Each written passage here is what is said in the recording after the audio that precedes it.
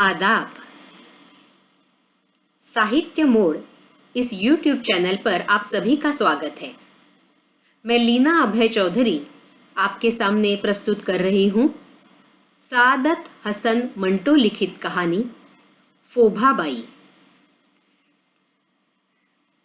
हैदराबाद से शाहब आया तो बॉम्बे सेंट्रल के प्लेटफॉर्म पर पहला कदम रखते ही उसने हनीफ से कहा, देखो आज शाम को वो मामला जरूर होगा, वरना याद रखो मैं फौरन वापस चला जाऊंगा।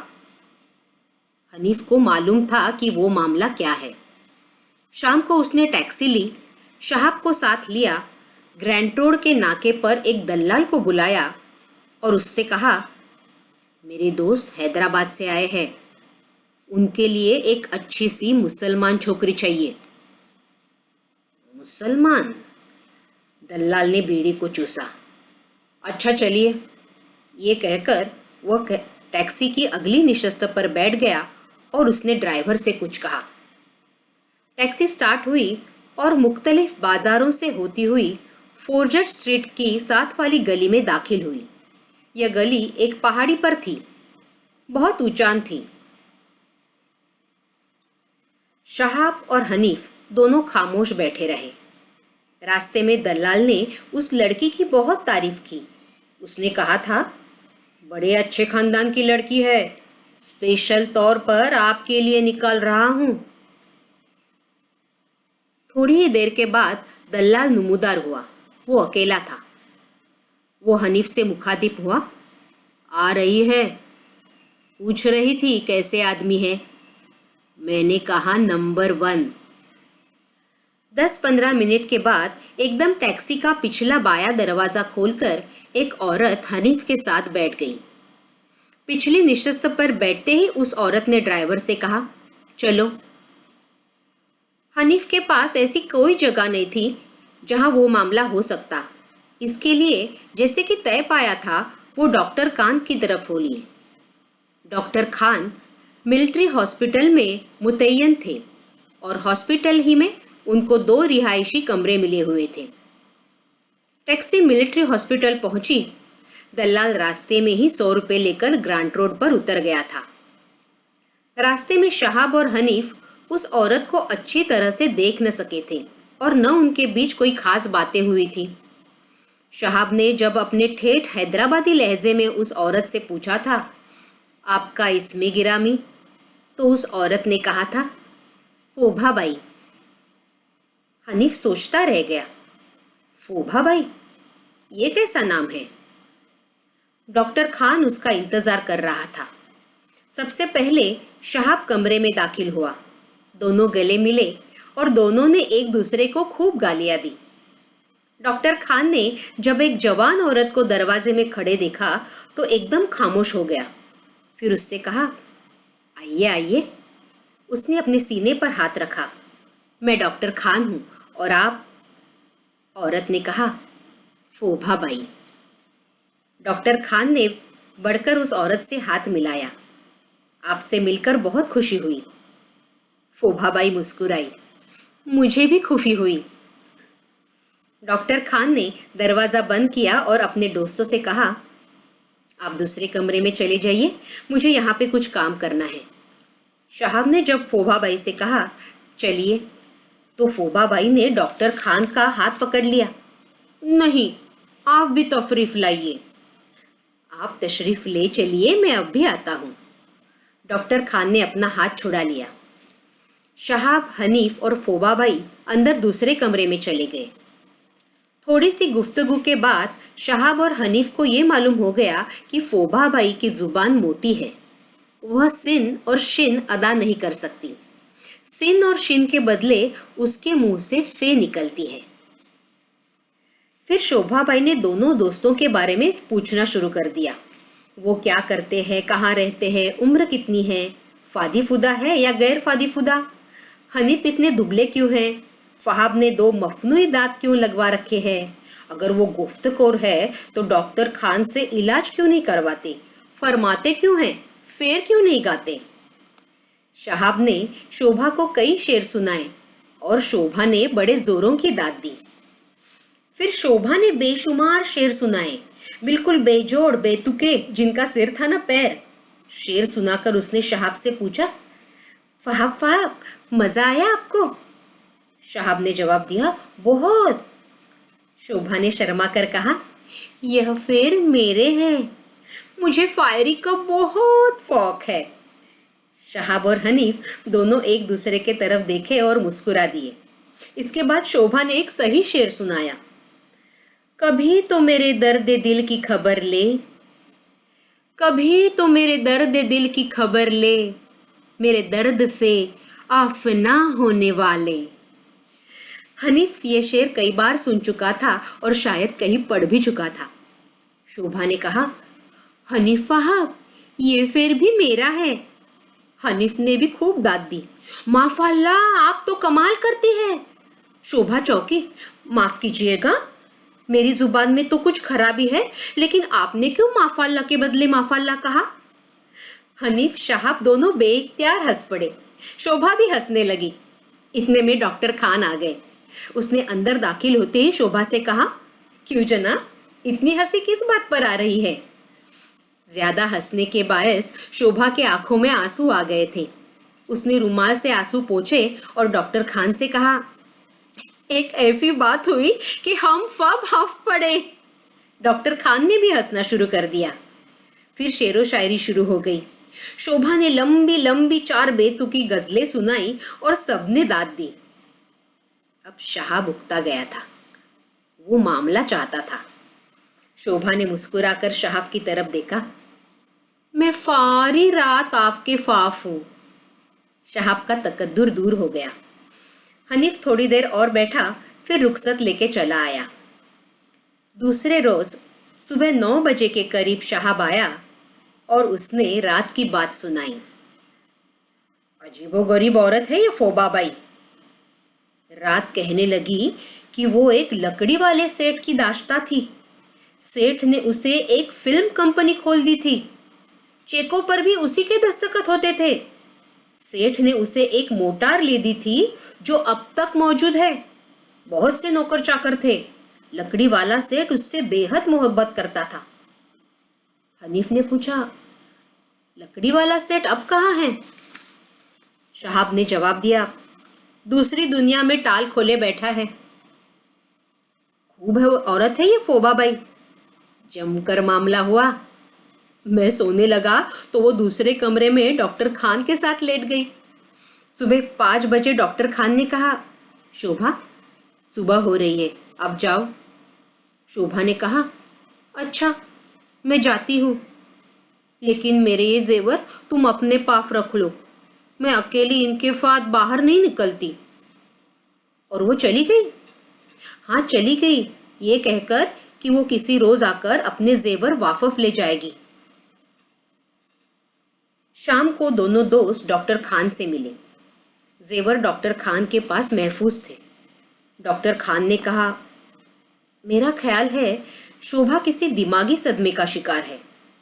शहाब ने पूछा, तुम्हारा मतलब पागल है? डॉक्टर खान ने कहा, नहीं, पागल नहीं है, लेकिन उसका दिमाग यकीनन नॉर्मल नहीं है। बेहद मुखलिस औरत है। एक लड़का है उसका जयपुर में, उसको बराबर 200 रुपए माहवार भेजती है। हर तीसरे महीने उससे मिलने जाती है। हनीफ ने कहा, फिर तुमने ये कैसे समझा कि उसका दिमाग नॉर्मल नहीं?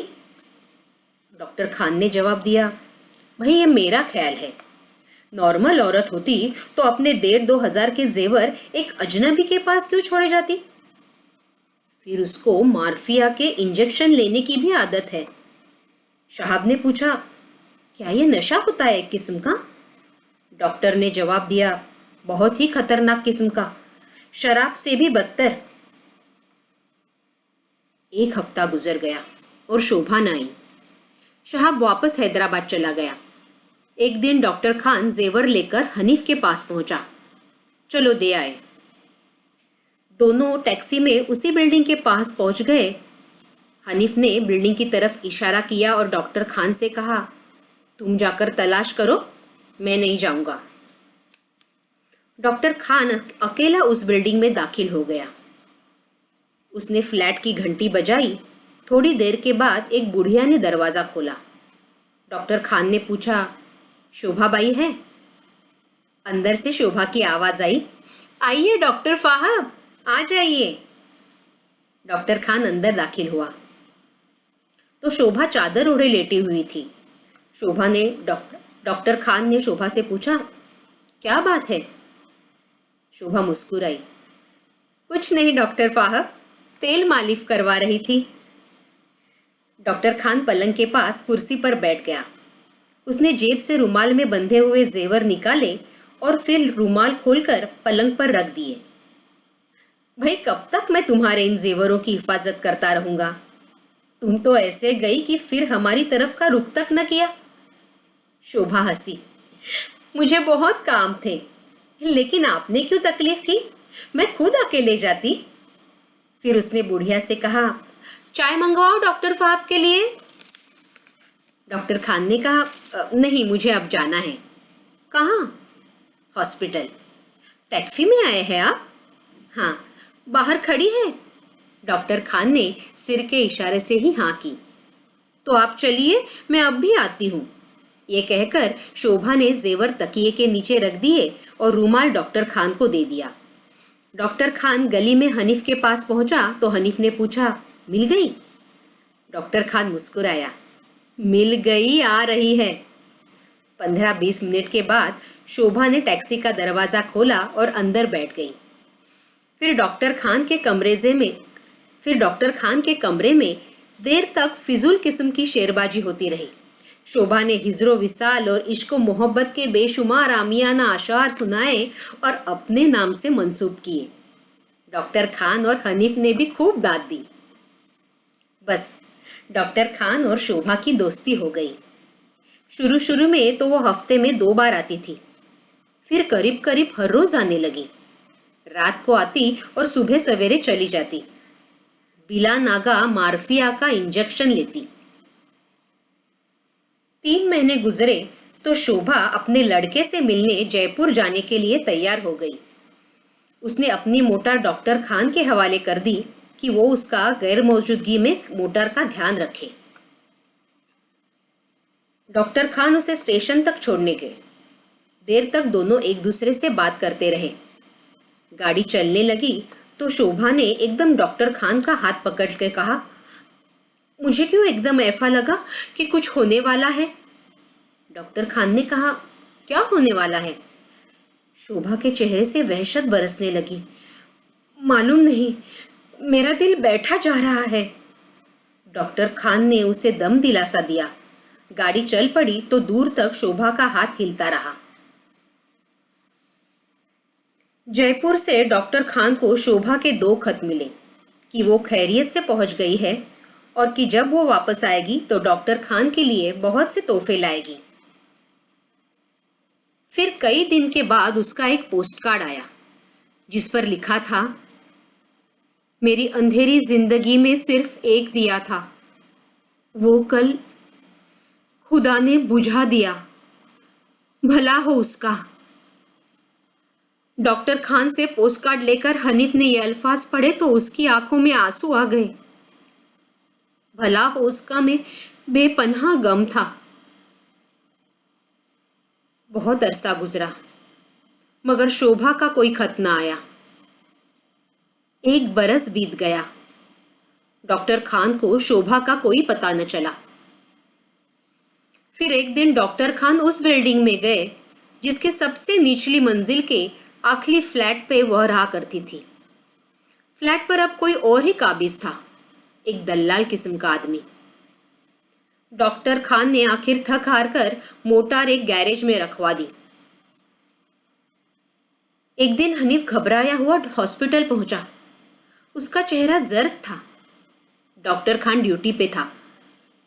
एक तरफ ले जाते हुए हनीफ ने डॉक्टर खान से कहा, मैंने आज शोभा को देखा।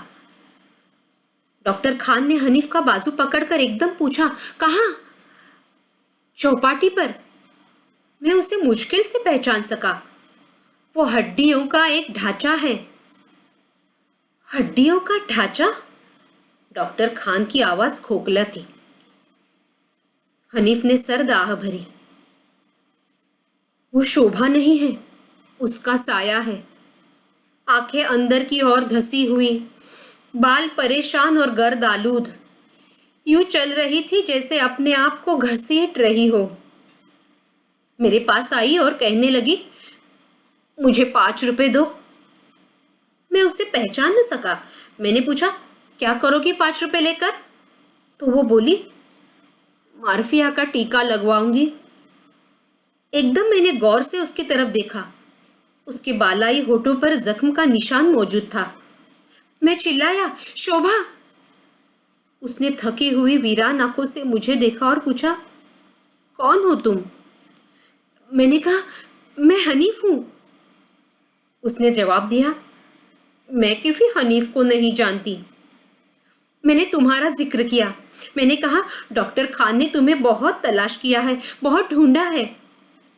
मेरी बातें सुनकर उसके होठों पर खफीफ सी मुस्कुराहट पैदा हो गई और वो कहने लगी, उफ़े कह दो, मत ढूंढे मुझे। मेरी तरफ देखो, मैं इतनी मुद्दत पे अपना खोया हुआ लाल ढूंढ रही हूं। ये ढूंढना बिल्कुल बेकार है, कुछ नहीं मिलता। लाओ लाओ, 5 रुपए दे दो मुझे। मैंने उसे 5 रुपए दिए और कहा, अरे अपनी मोटार तो ले लो डॉक्टर खान से। लेकिन वो कमजोर कह लगाते हुए चली गई। डॉक्टर खान ने कहा, कहाँ? हनीफ ने जवाब दिया, मालूम नहीं, किसी डॉक्टर के पास गई होगी। डॉक्टर खान ने बहुत तलाश किया मगर शोभा का कुछ पता न चला। तो ये थी कहानी फोभाबाई। ये कहानी आपको कैसे लगी, इसका कमेंट बॉक्स में ज़रूर जिक्र कीजिएगा और साहित्य मोड़ इस YouTube चैनल को आप लाइक, शेयर और सब्सक्राइब कीजिएगा। धन्यवाद।